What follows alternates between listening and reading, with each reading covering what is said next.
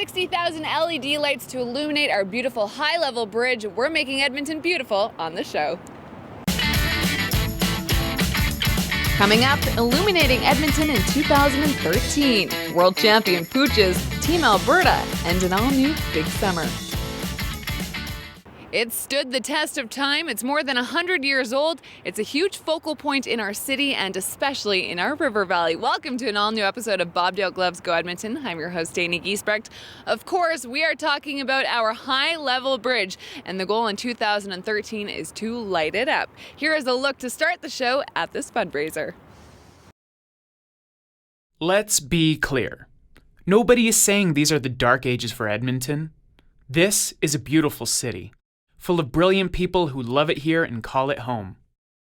But it's the right time for an idea, to make Edmonton a little brighter so that we can see who we are a little better. That idea? Lighting the high-level bridge. Others have done it. Vancouver has seen the light. Budapest glows. New York, San Francisco, Hong Kong. Paris has danced with the light for a long time. And even our good friends in Calgary. For 100 years now, the high-level bridge has done its work, connecting. Technology now lets us move people in a different way.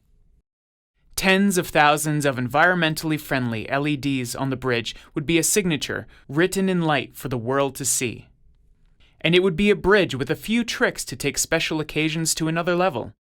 Like maybe homecoming weekend at Alberta, or when the green and gold hit the field. Fight, fight, fight on Eskimo. Or on a big Battle of Alberta game night. It could follow the score,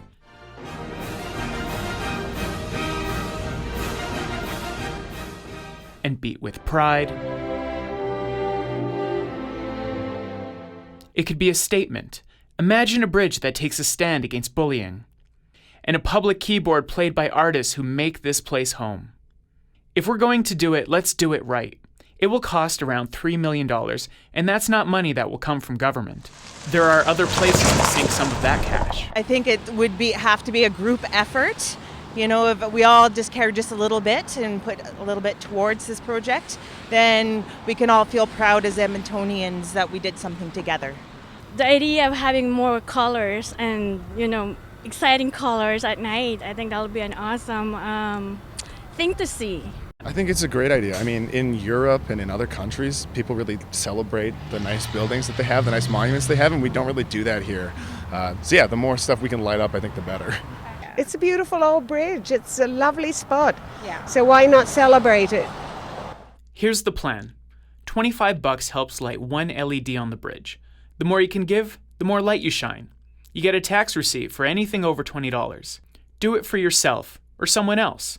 Maybe someone who made things brighter for you along the way. Keep an eye on lightthebridge.ca to see how our new fundraising initiative gets off the ground. And we already have.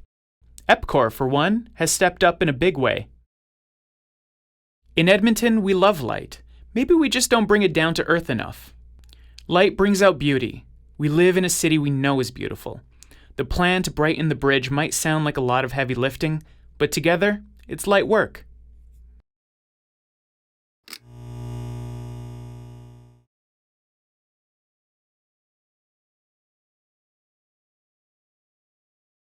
Wonderful. A big thank you to ATB Financial for that video. And I am now joined by Tammy Pidner with Light the Bridge.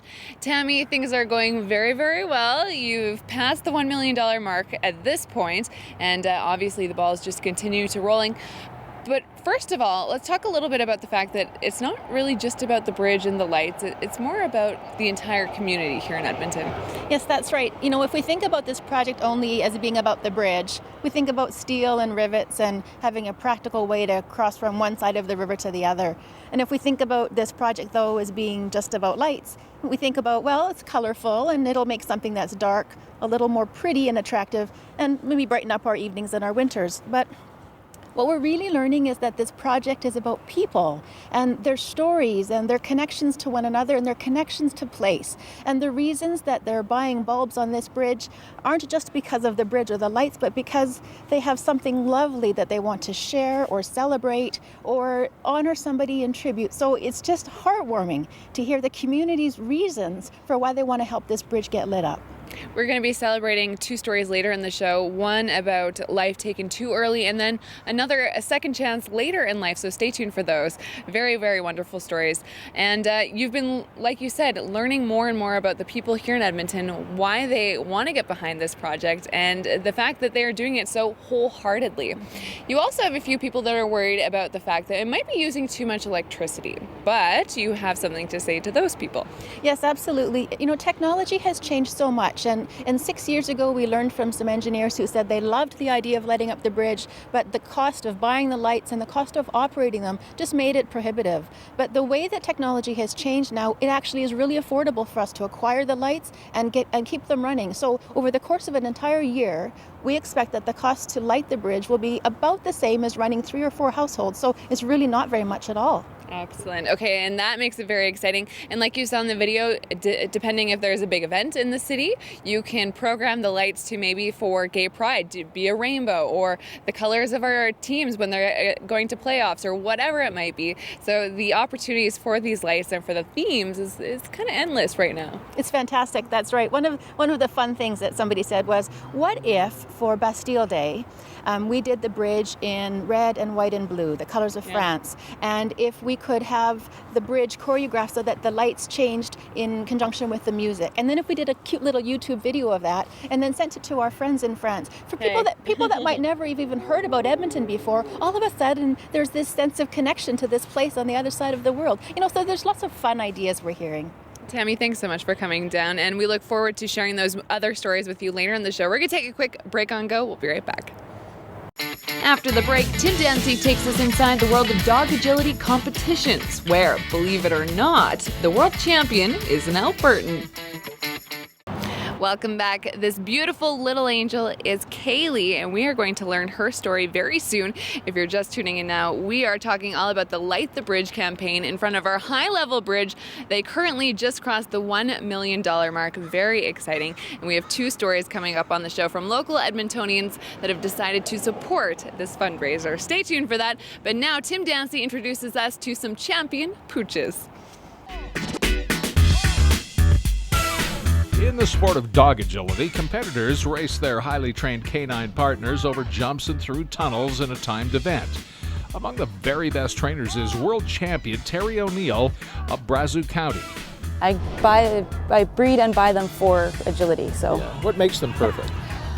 training and where you get them from, like their structure and personality and the workability of them. They're smart.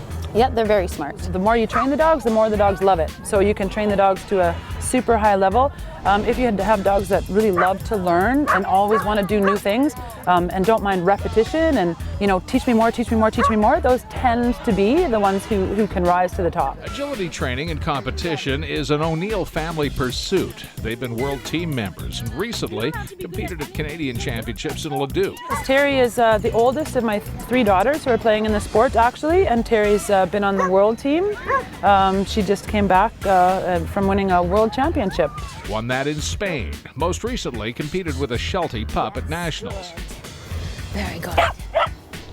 Yeah, he's just a baby. He's just turned 19 months. Wow. Well, not even 19 months yet. Yes, yeah. So yeah, they got to be fit and run, and the handlers also have to be pretty fit to keep up. Very good boy. Very good. Just teach them to work with you, and just lots of tricks so that they learn to learn new things. Yeah. And then eventually you bring in agility equipment into foundation training. Yeah. So it takes a long time to train a dog to do agility. Lots and lots of rewards and positive and just happy so that they learn to love the game. We take it pretty seriously. We love the sport, and the dogs love the sport too. So we look for dogs who are going to love the sport now. Some breeds are bred to work with people. So the breeds that are bred to work with people, like the herding breeds, tend to be a little more trainable. So they're all smart. Sometimes the really, really smart ones are actually more difficult to train. But the O'Neills are extremely good at it. Teri particularly. and others learn from her. I train probably 3 times a week. Yeah. You train other people's dogs too for these? Sometimes. I train people that train their dogs. You never train the dog. The world champion agility competitor, Teri O'Neill. That's how I go see the world, is my dog stuff. I'm Tim Dancy. Thanks for that, Tim. We are now joined by Lisa Irvine, who's come down to share her story about why you decided to donate to Light the Bridge. And you are holding a picture of Kaylee. Tell us a little bit about Kaylee. Well, Kaylee was born on December 4th, 2010, and she had Lay's disease. She passed away this June, on the 10th of June. And we just thought it would be really great to light the bridge in honor of Kaylee. She was such a special little girl, and she had a lot of people that she lit up their lives, so we thought this way would be a great way to light up her life. She's absolutely beautiful, and I know that you've been encouraging your friends and family to get behind this as well, and what a great way to remember her, especially as you say, just a little beam of light making everyone happy, and now every time they look at their high-level bridge, they can think of Kaylee. Absolutely. That's exactly what we want, so that we can come back and on her anniversary of her death and come in and say a few prayers and light a candle and look at the lights and just enjoy her. And make Edmonton a happy place to be with all these great memories of your daughter. Absolutely, yeah. Wonderful. Now, is there anything else you'd like to tell us about Kaylee? Well, she was just such a loving girl, and everyone she met, she, like I say, she just lit up their lives, and so many people she met going to the Stollery Hospital, crossing this bridge many times a week, and we spent a lot of time there and stuff, so it's just nice to see it getting lit up in honor of Kaylee, and I'm just excited about it. I'm excited to see those lights. I'm excited to maybe one day see them in pink for her. Yeah. And Wonderful. Lisa, thank you so much for sharing your story. And if you would like to support Light the Bridge in honor of Kaylee or Kaylee in your life, do donate. Go to lightthebridge.ca. We're going to take a quick break on Go. We'll be right back. Thanks again.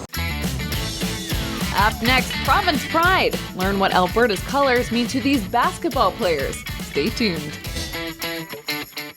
Welcome back to the show. If you're just tuning in now, we are hanging out on the High Level Bridge, and what a cool bridge it is. More than 100 years old. It stood the test of time, and it is such a huge focal point here in Edmonton.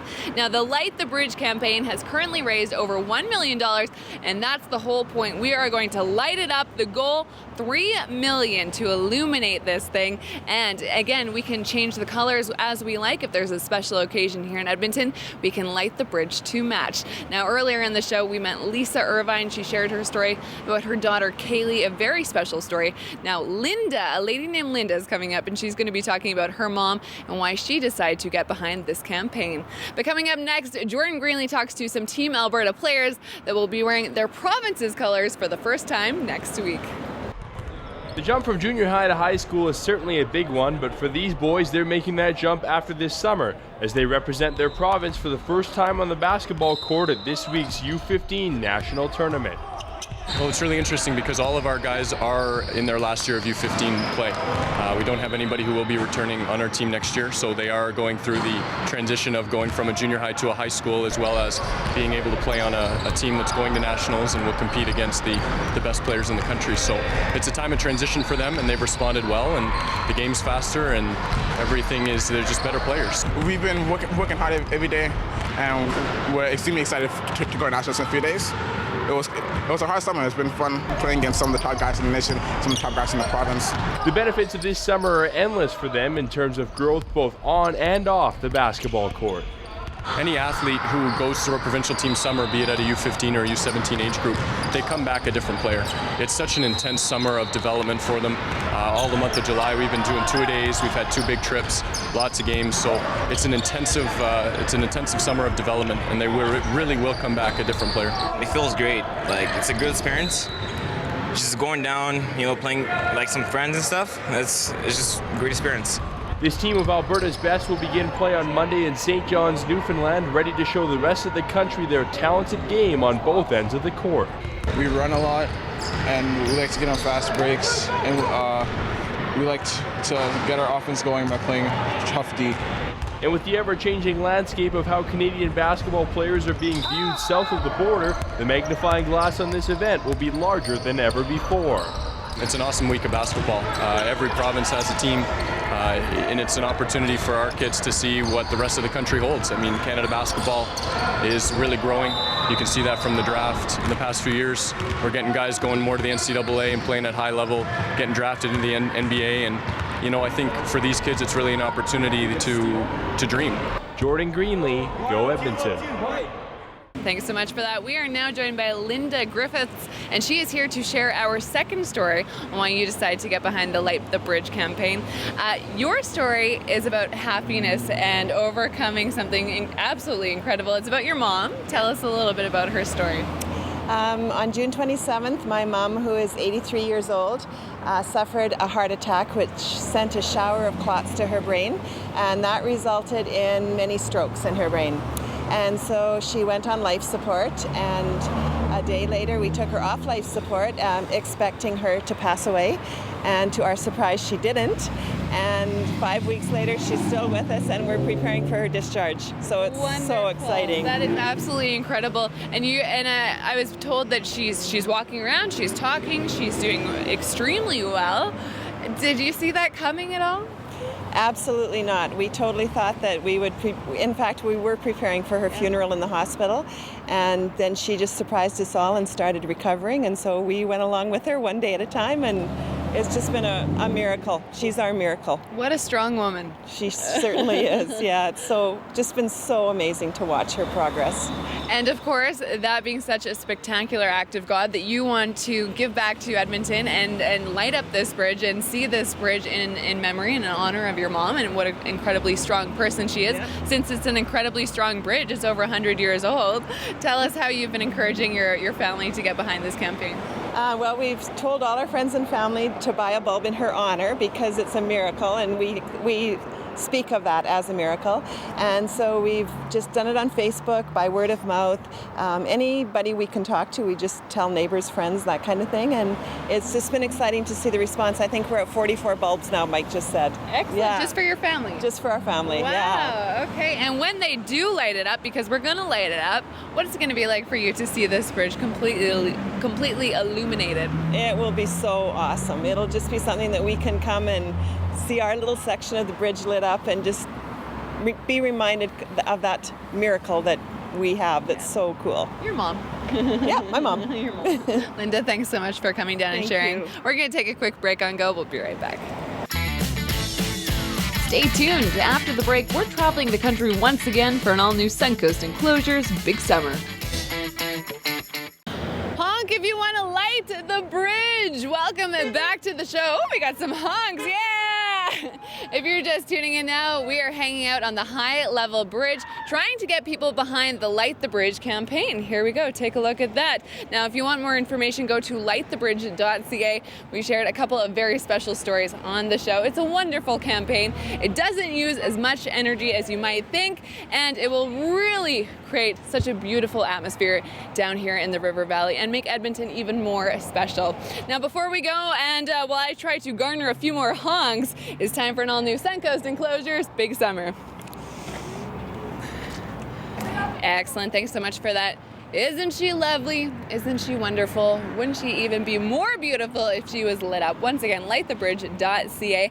Big thank you to everyone on the show today that shared their stories, to our Light the Bridge team, and to Tammy at the top of the show, who's been doing such an incredible job with this project. I've been your host, Dana Giesbrecht. We'll see you next time.